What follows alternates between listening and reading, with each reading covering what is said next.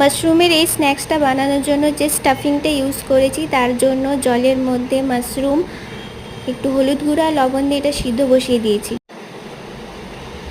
অন্যদিকে একটা কড়াতে গোটা জিরে, আদা রসুনের পেস্ট, হলুদ গুঁড়ো, লবণ, জিরে,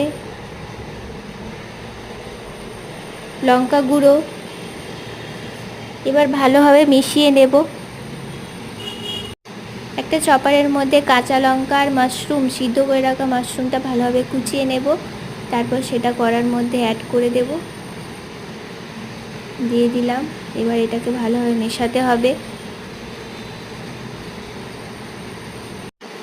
এরপর আমি চিলি ফ্লেক্স আর গরম মশলা গুঁড়ো অ্যাড করেছি,